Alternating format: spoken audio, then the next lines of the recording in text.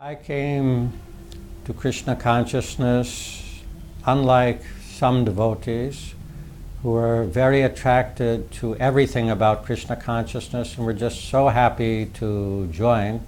I was not like that. I had graduated from university in Chicago in America and was living an aimless kind of life because I didn't want to just work my whole life, just become a slave to someone and miss out on something. But at the same time, I was very dissatisfied. I was, since my childhood, always interested in what's the truth actually. What is this world? What is this life? Is there a God or not? What should I really be doing? How can I actually become happy in my life or satisfied? How can I do something really worth doing? But I was just living aimlessly, but I was dissatisfied. There were so many things to be dissatisfied with. I didn't want to just give my life to working and earning money. At that time there was the war in Vietnam. I was very confused that what's wrong with people? They're killing each other in war and doing so many horrible things. So I had read some so-called spiritual books, little bit, and they had some promise of some kind of cosmic consciousness or heightened awareness or godly powers or supernatural abilities. But I found that it was all just talk. I didn't see anything practical. And one thing I must say is that I did feel very strongly that there is more than just what meets the eye. I had been very deeply into Western classical music, and I could see that some people were very highly attuned on a very subtle platform, and there was great beauty, there was great meaning, there was great mysticism available, but how to come to that heightened platform of heightened awareness. So one day I was walking in Boston after working, the occasional day that I was working, and a Hare Krishna lady devotee came in front of me and put a small pamphlet in my hand called Reservoir of Krishna, the Reservoir of Pleasure. Actually, I didn't want it. I didn't have much interest in such things, but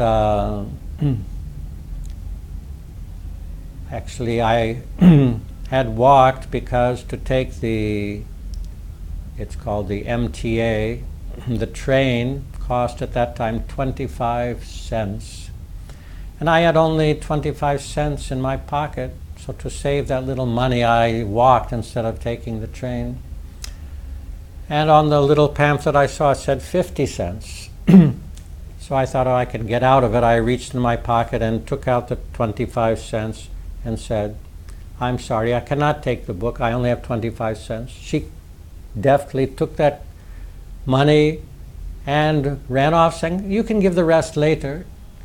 So there I was holding the book. Then later on, I was sitting and I started reading book, and I was astonished that here was a person, Srila Prabhupada, A.C. Bhaktivedanta Swami Prabhupada, who was actually speaking different than the other so-called spiritual authorities. He was speaking very clearly and very definitely, and I was astonished. And one thing that he said, which really resonated with me, and that was, he said that in this material world there is no real happiness. I was trying so hard to find happiness, but I was frustrated at every step. And television, movies, the media, even in colleges, courses, even gurus, they say, yes, you can become happy. Yes, by doing this you can become happy. But here was someone who was saying there is no real happiness in this world, because as an eternal living entity, we are searching for happiness that is only available on the eternal transcendental platform, not in regards to the temporary material body, which is subject to birth and death. So I read so many things. I read about how I am not this body, and I was already convinced that actually I am not just a lump of chemicals. I am not just a whirling mind, but I am a conscious being somehow caught up in this.